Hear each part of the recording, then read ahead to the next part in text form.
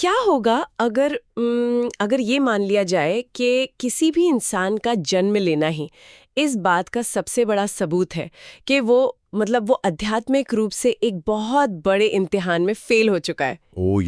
ये शुरुआत में ही काफी भारी विचार है। मतलब आमतौर पर हम जन्म को एक जश्न की तरह देखते हैं। बिल्कुल। या फिर ये विचार कि बुढ़ापा दरअसल उस अपराध की सजा है जो हमने कभी किया ही नहीं। ये सोचने पर मजबूर करता है ना। मतलब अक्सर हम लोग धर्म और अध्यात्म को कुछ तयशुदा अनुष्ठानों, मंत्रों या बस हाथ जोड़ने की आदतों तक सीमित कर देते हैं। हाँ, वो बस एक रूटीन बन जाता है। सही कहा। लेकिन बहुत कम लोग उस बाहरी आवरण को हटाकर ये समझने की कोशिश करते हैं कि इन सब के पीछे का असली मनोविज्ञान या कह लें विज्ञान क्या है। मैं इस बारे में काफी सोच रही थी। और यही वजह है कि जब उन अनुष्ठानों के पीछे का मतलब जो क्यों है वो स्पष्ट नहीं होता तो वो पूरी प्रक्रिया सिर्फ एक खाली कर्मकांड बन के रह जाती है। बिना समझे किया गया कोई भी काम इंसान के भीतर गहरे बदलाव नहीं ला सकता, ये तो तय है। तो आज का हमारा ये डीप डाइव इसी क्यों की पर्दे खोलने के बारे में है। और आज हमारे पास जो स्रोत है वो कोई सामान्य धार्मिक व्याख्यान बिल्कुल नहीं है। हाँ, मैंने भी जब इसे देखा तो मैं काफी हैरान था। इंदौर के अमर ग्रंथालय श्री दिगंबर जैन उदासीन आश्रम ट्रस्ट द्वारा आयोजित एक कार्यक्रम से ये स्रोत आया है, जहां आदरणीय अनिल कुमार जैन जी ने एक तरह की मास्टर क्लास प्रस्तुत की है। बिल्कुल, एक मास्टर क्लास ही है वो। उन्होंने आचार्य उमास्वामी द्वारा रचित महान ग्रंथ तत्वार्थ सूत्र, जिसे मोक्ष शास्त्र भी कहा जाता है, उसके मंगलाचरण का बहुत ही तार्किक और वैज्ञानिक विश्लेषण किया है। और इस ग्रंथ की ऐतिहासिक और दार्शनिक अहमियत को समझना भी बहुत जरूरी है।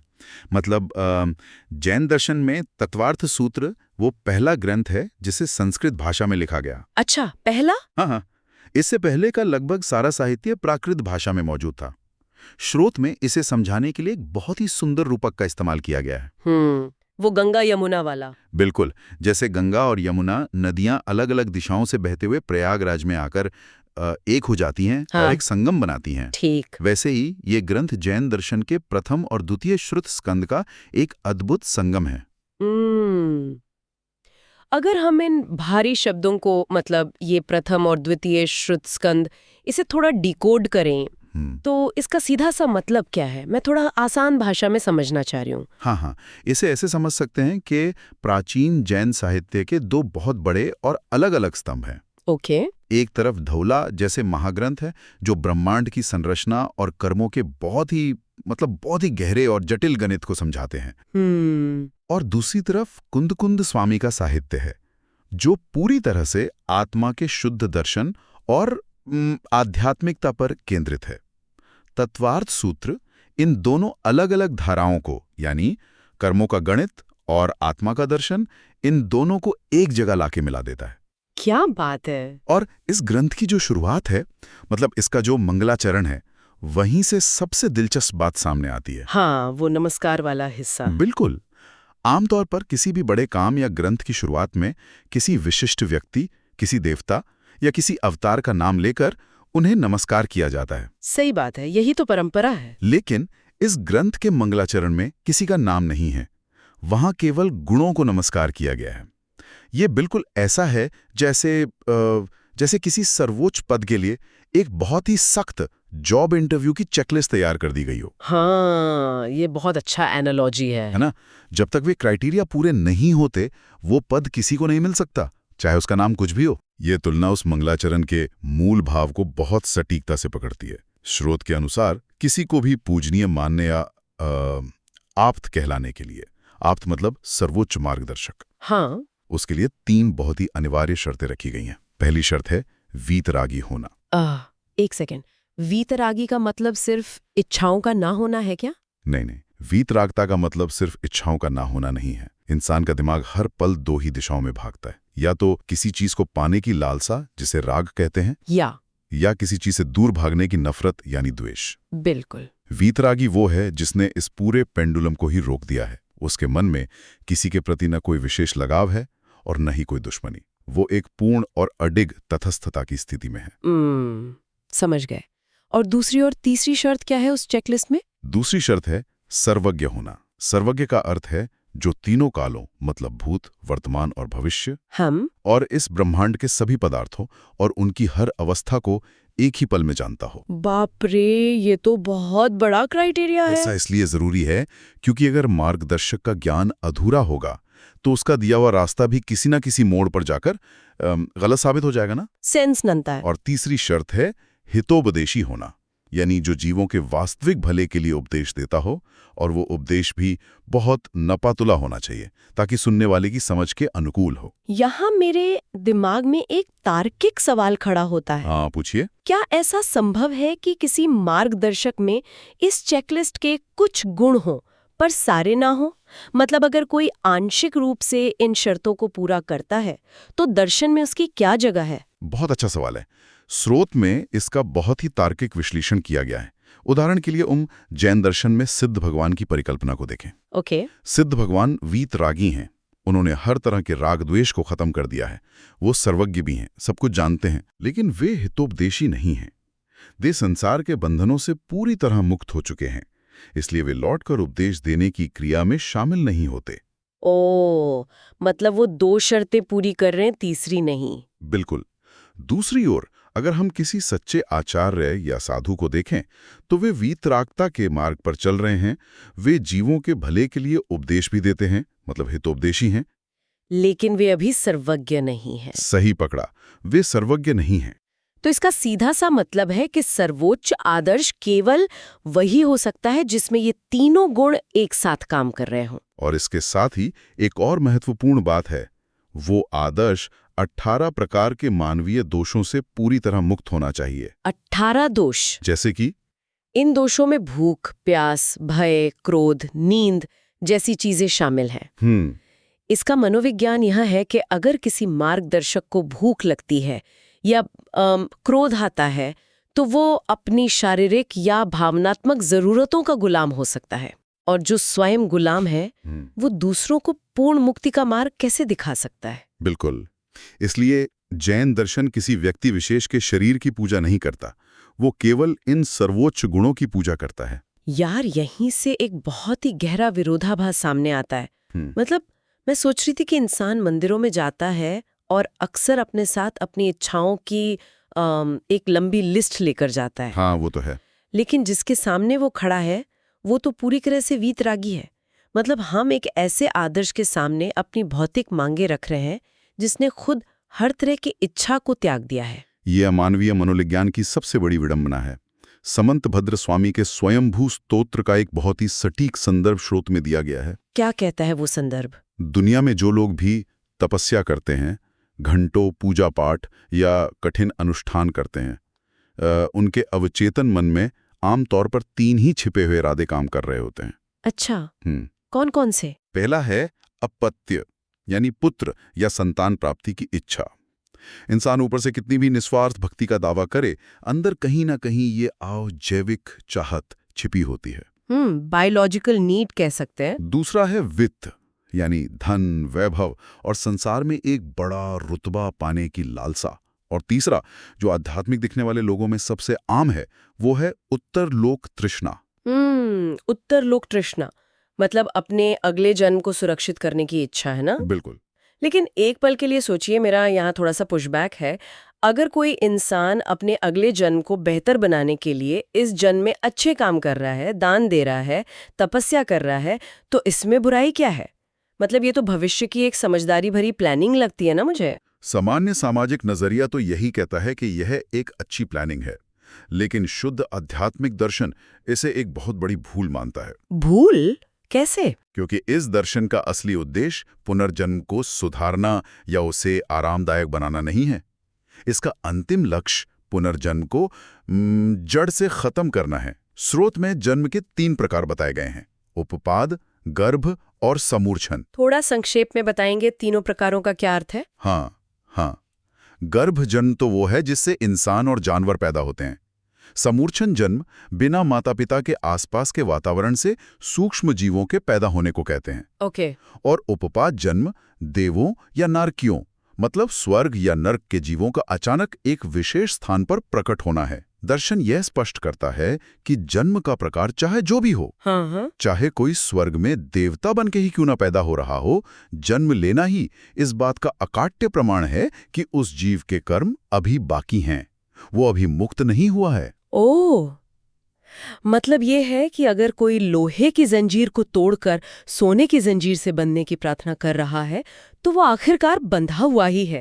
और इसी सूक्ष्म मनोवैज्ञानिक फंदे को जैन दर्शन में निदान बंध कहा जाता है। निदान बंध। हाँ, इंसान घोर तपस्या करता है, लेकिन अपने अवचेतन मन में किसी भौतिक इच्छा का बीज बो देता है। स्रोत में रावण के पूर्व जन्म की कहानी इस बात को बहुत गहराई से समझाती है।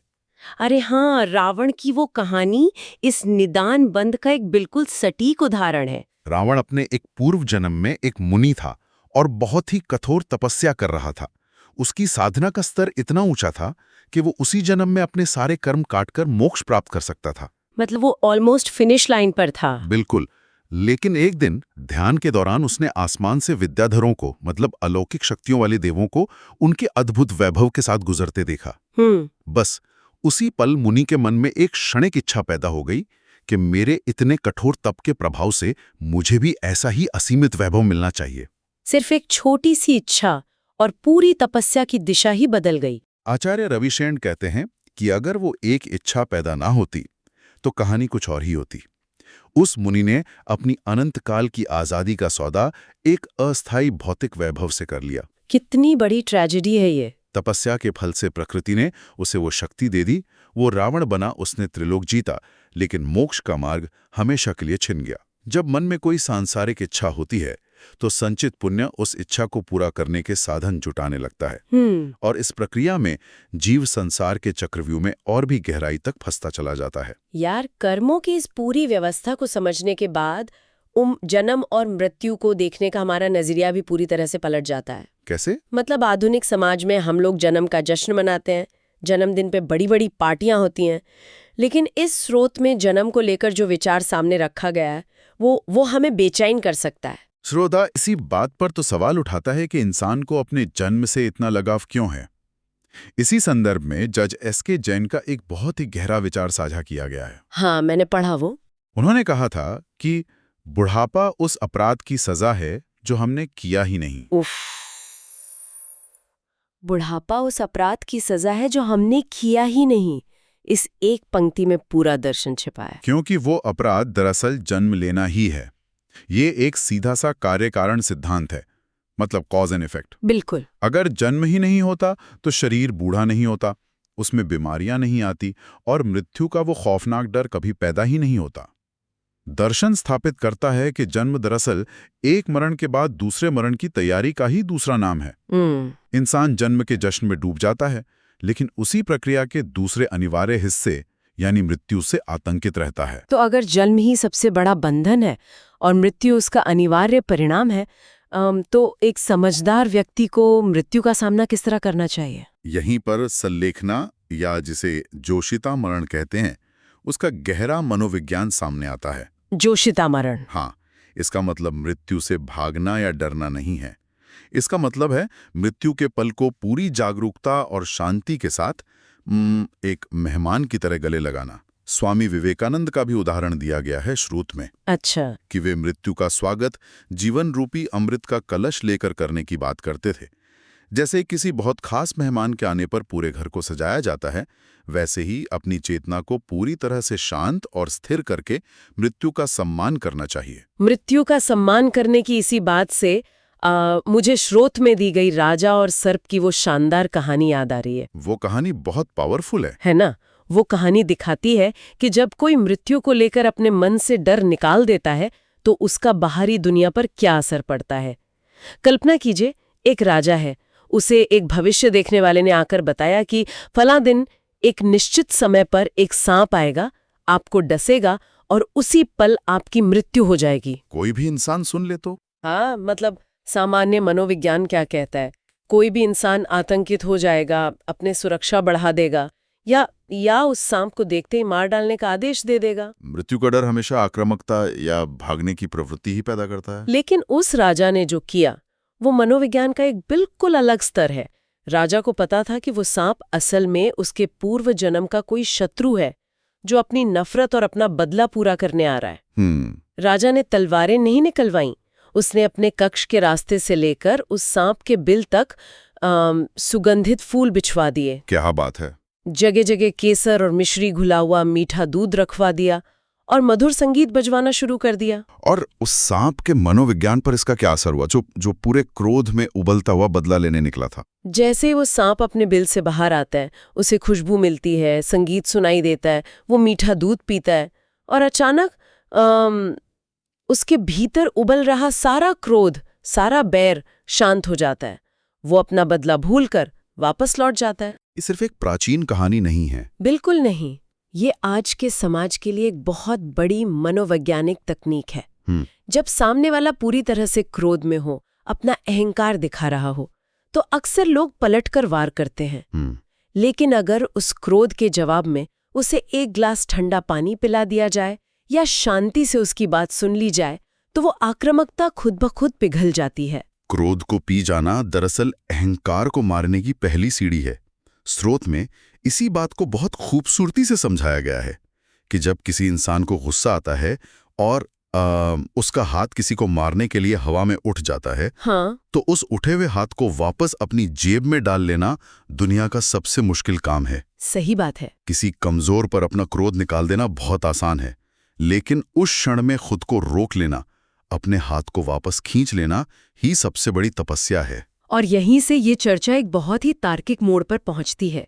अपने हाथ को जेब में डालना, अपने अहंकार को शून्य कर देना। एक शरीर के दूसरे शरीर के सामने झुकने का असली विज्ञान क्या है? जब कोई इंसान सिर झुकाता है तो इसके पीछे दो बहुत गहरे मंत्र या मनोवैज्ञानिक प्रक्रियाएं काम करती हैं। अच्छा, वो कौन सी? पहली भावना है वंदे तद्गुण लब्धे। इसका मतलब यह है कि झुकने वाला किसी व्यक्ति विशेष के हाड़ मांस के शरीर को नमस्कार नहीं कर रहा है। ओके। वो सामने वाले के भीतर मौजूद उन सर्वोच्च गुणों यानी वीतरागता और सर्वज्ञता, उनकी प्राप्ति के लिए नमस्कार कर रहा है। ये एक तरह की मिररिंग तकनीक है। मिररिंग मतलब जैसे को तैसा नहीं, बल्कि गुणों को प्रतिबिंबित करना? बिल्कुल। हम ये कामना करते हैं कि जो शांति आपके पास है वो मेरी चेतना में भी उतरे। वाओ! और दूसरा मंत्र क्या है? दूसरा मंत्र है उच्च गोत्रम प्रणमते। इसका अर्थ है कि प्रणाम करने से, अपने अहंकार को पूरी तरह गला देने से जीव को उच्च गोत्र की प्राप्ति होती है। इंसान का सिर उसके अहंकार का प्रतीक है। जब वो सिर किसी गुणी व्यक्ति के चरणों से नीचे जाता है तो भीतर का मैं टूट जाता है। सही कहा। जब कोई सच्चे मन से नमो अर्हंताणम बोलता है और अपने अहंकार को शून्य करता है, तो उसी पल उसके असंख्य अशुभ कर्म नष्ट हो जाते हैं। यह कॉस्मिक फिजिक्स की तरह काम करता है। जितना बड़ा समर्पण, उतनी ही तेजी से बुरे कर्मों की निर्जरा। लेकिन यहाँ एक बहुत बड़ी शर्त भी तो है। हाँ, ये पूरी तरह से इस बात पर निर्भर करता है कि इंसान किसके सामने झुक रहा है, मतलब उसकी संगति क्या है। स्रोत में पानी और दूध का जो उदाहरण है वो इस बात को बिल्कुल साफ कर देता है। बिल्कुल सही कहा आपने। संगति का असर सीधे आत्मा के गुणों पर पड़ता है। अगर बहुत सारे पानी में थोड़ा सा दूध मिला दिया जाए तो वो दूध अपनी पहचान खो देता है और पानी के भाव भी बिकता है। इसके सामने अपना सिर झुका रहे हैं, ये तय करेगा कि आपके गुण बढ़ेंगे या नष्ट हो जाएंगे। अंजन चोर का ऐतिहासिक उदाहरण इस बात को और भी पुख्ता करता है। अंजन चोर ने बाद में चाहे जितनी भी बड़ी साधना की हो, वो अंततः मोक्ष भी चला गया, लेकिन इतिहास ने उसे आज भी अंजन चोर ही याद रखा है। क्यों? क्योंकि उसकी शुरुआती संगति और उसका अतीत खराब था। एग्जैक्टली। स्रोत में बुरे आयतनों या गलत संगति को कालकूट विष यानी घातक जहर पीने के समान बताया गया है। जहर शरीर को मारता है, लेकिन गलत विचारों वाले लोगों की संगति इंसान की सोचने समझने की क्षमता और उसकी आत्मा के गुणों को मार देती है। अगर कोई व्यक्ति सिर्फ सामाजिक दिखावे के लिए या किसी दबाव में आकर गलत जगह पे अपना सिर झुका रहा है, तो वो अनजाने में अपने ही पतन का रास्ता तैयार कर रहा है। और ये बात हमें इस चर्चा के सबसे आखिरी और सबसे महत्वपूर्ण निष्कर्ष पर ले आती है। अगर सही और गलत संगति की पहचान करनी है तो इंसान को अंधभक्ति से बाहर निकलना ही होगा। बिल्कुल, निकलना ही होगा। स्रोत में इसके लिए दो बहुत ही सटीक शब्दों का इस्तेमाल किया गया है, आज्ञा प्रधानी और परीक्षा प्रधानी। जैन दर्शन की पूरी बुनियाद इसी परीक्षा प्रधानी सिद्धांत पर टिकी है। आज्ञा प्रधानी वो सोच है जो सिर्फ इसलिए किसी बात को सच मान लेती है क्योंकि किसी बड़े गुरु ने, किसी किताब ने या समाज ने वैसा कहा, जो कि एक तरह का अंधानुकरण है, ब्लाइंड फॉलोइंग। हाँ, लेकिन दर्शन इसकी वकालत नहीं करता। दर्शन कहता है कि व्यक्ति को परीक्षा प्रधानी होना चाहिए। पहले उस बात का तार्किक परीक्षण करो, उसके पीछे का विज्ञान समझो, और जब तुम्हारी खुद की बुद्धि और अनुभव उसे सही ठहराए तब उसे अपने जीवन में उतारो। चाय छोड़ने का जो रोजमर्रा का उदाहरण स्रोत में है वो बहुत कमाल का है। मतलब मान लीजिए किसी व्यक्ति ने सिर्फ अपने गुरु के आदेश पर चाय पीना छोड़ दिया। उसने खुद ये नहीं समझा कि चाय के अंदर मौजूद कैफीन कैसे शरीर और मन को नुकसान पहुंचाता है। अब नतीजा क्या होगा? वो व्यक्ति अंदर ही अंदर चाय पीने की तीव्र इच्छा से लड़ता रहेगा। हाँ, वो बस खुद को रोक रहा है। वो हर दिन गिनेगा कि कब उसे कोई बीमारी की छूट मिले और वो चाय पी ले। उसकी चेतना में वो चाय लगातार उबलती रहेगी। क्योंकि वह शारीरिक त्याग तो हो गया लेकिन मानसिक त्याग नहीं हुआ ना। जब तक कोई व्यक्ति खुद परीक्षण करके ज्ञान और समझ के साथ किसी चीज का त्याग नहीं करता, तब तक वो त्याग एक बोझ बना रहता है। बिल्कुल। ये दर्शन व्यक्तिवादी नहीं है, ये पूरी तरह से गुणवादी है। ये इंसान से आंख मूंद कर किसी के पीछे चलने की मांग नहीं करता, बल्कि खुली आंखों से तर्क और विज्ञान को समझने की मांग करता है। इस पूरे विश्लेषण को अगर समेटा जाए तो ये स्पष्ट हो जाता है कि हम जिसे धर्म समझते हैं वो महज कुछ क्रियाएं नहीं है। हाँ। वीतरागी होने का असली मतलब क्या है? हमारी तपस्याओं के पीछे अक्सर कौन से निदान बंध छिपे होते हैं? जन्म और मृत्यु को देखने का वास्तविक नजरिया क्या होना चाहिए? और अहंकार को गलाकर झुकने का विज्ञान कैसे काम करता है? ये सब एक गहरे मनोविज्ञान का हिस्सा है। कर्मों की ये व्यवस्था बहुत सूक्ष्म है। हर एक विचार, हर एक नियत अपना असर छोड़ रही है। और कर्मों की इसी सूक्ष्म व्यवस्था से जुड़ा हुआ एक अंतिम विचार स्रोत में साझा किया गया है, जो इस चर्चा को खत्म करने के लिए मुझे लगता है एकदम सही है। एक ऐसा विचार जो शायद बहुत लंबे समय तक पीछा नहीं छोड़ेगा। हाँ, वो गाय और बछड़े वाला रूपक। जी, स्रोत में कर्मों की प्रकृति को समझाने के लिए 1000 गायों का एक बहुत ही अद्भुत रूपक दिया गया है। उस रूपक में ये कल्पना की गई है कि एक विशाल मैदान में 1000 गाय खड़ी हैं। उन गायों की भारी भीड़ में एक छोटे से बछड़े को छोड़ दिया जाता है। वो बछड़ा भटकता नहीं है, वो किसी दूसरी गाय के पास नहीं जाता। वो उन 1000 गायों की भूल भुलैया में से भी अचूक तरीके से अपनी ही माँ को ढूंढ निकालता है और उसी के पास जाके खड़ा हो जाता है। और ठीक इसी तरह इंसान के कर्म भी होते हैं। कोई इंसान कोई कर्म करके उसे भूल सकता है, लेकिन जब उस कर्म के उदय में आने का मतलब उसके फलित होने का समय आता है तो वो उसे ढूंढ ही लेता है। बिल्कुल। वो पूरे ब्रह्मांड की अनगिनत भीड़ में से सिर्फ और सिर्फ उसी व्यक्ति को ढूंढ निकालता है जिसने उसे किया था।